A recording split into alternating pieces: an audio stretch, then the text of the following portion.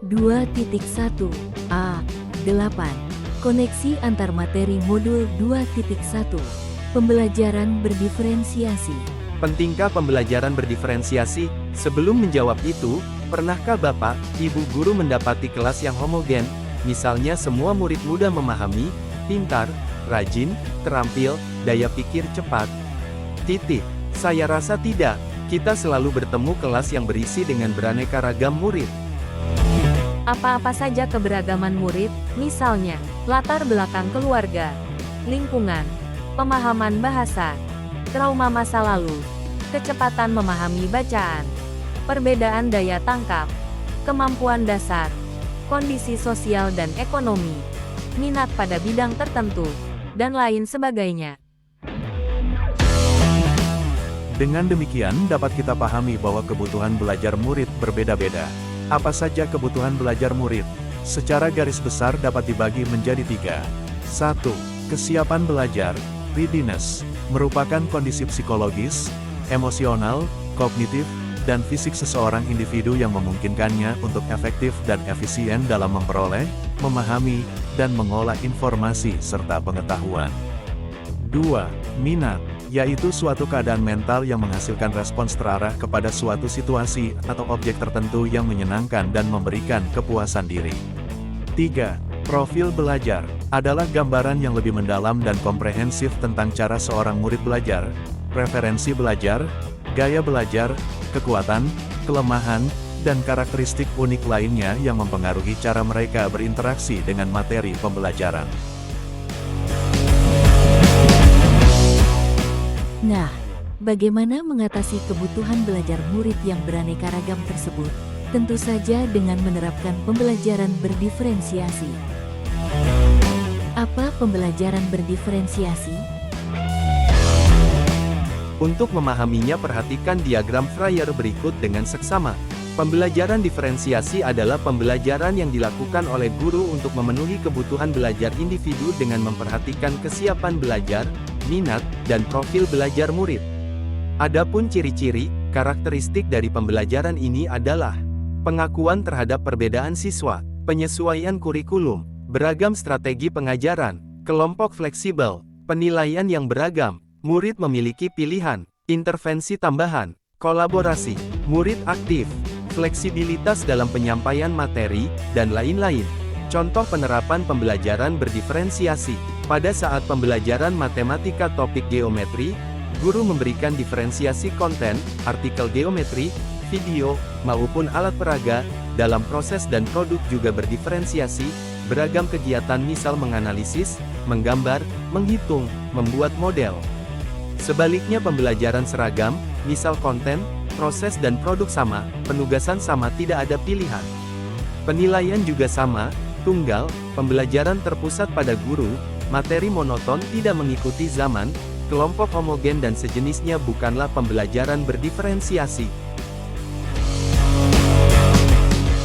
Selanjutnya, bagaimana cara menerapkan pembelajaran berdiferensiasi di kelas? Pertama, kenali murid. Lakukan asesmen awal untuk memahami gaya belajar, tingkat keterampilan, minat, dan preferensi belajar setiap murid. Identifikasi murid yang memerlukan dukungan tambahan dan murid yang mungkin membutuhkan tantangan lebih besar. Kedua, pilih materi pembelajaran. Pilih materi pembelajaran yang relevan dengan tujuan kurikulum, kontekstual, dan sesuai dengan minat murid. Pertimbangkan cara berbeda untuk menyajikan materi, seperti teks, gambar, video, atau presentasi langsung. Ketiga, pilih strategi pembelajaran yang beragam. Gunakan berbagai strategi pembelajaran, seperti diskusi kelompok, penugasan individu, proyek berbasis tim, presentasi, atau eksperimen.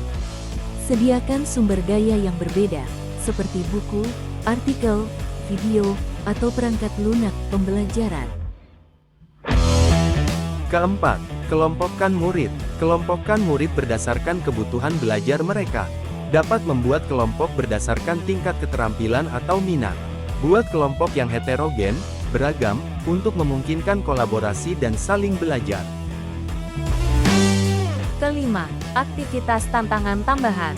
Untuk murid yang memiliki kemampuan di atas rata-rata, Sediakan aktivitas tambahan atau tugas lebih menantang untuk mendorong mereka lebih jauh.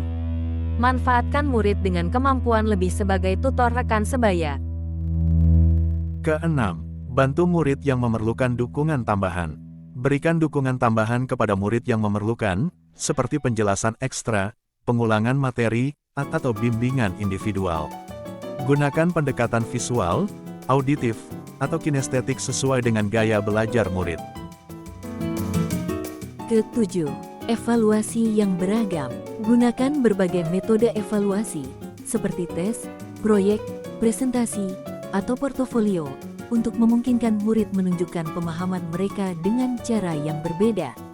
Berikan pilihan produk sesuai minat murid. Kedelapan, refleksi dan penyesuaian. Selalu pantau perkembangan murid dan perhatikan apakah mereka merespon pembelajaran dengan baik. Siapkan untuk menyesuaikan pendekatan Anda berdasarkan umpan balik dan kebutuhan murid. Kesembilan, fasilitasi diskusi dan kolaborasi.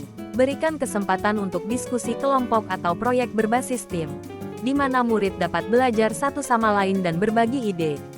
Dukungan dan pelatihan guru. Guru perlu menerima pelatihan dan dukungan yang diperlukan untuk menerapkan pembelajaran berdiferensiasi dengan efektif. Secara ringkas, untuk menerapkan pembelajaran berdiferensiasi, gunakanlah strategi berikut. 1. Diferensiasi konten. 2. Diferensiasi proses. 3. Diferensiasi produk. Kesimpulan, dengan menerapkan pembelajaran berdiferensiasi tersebut, guru dapat menciptakan lingkungan pembelajaran yang inklusif, mendukung perkembangan individual siswa, dan akhirnya membantu mencapai hasil belajar yang lebih optimal sesuai dengan potensi masing-masing murid. Pengenalan guru terhadap tiap individu akan memudahkan penerapan strategi, konten, maupun asesmen yang sesuai dengan karakter tiap murid.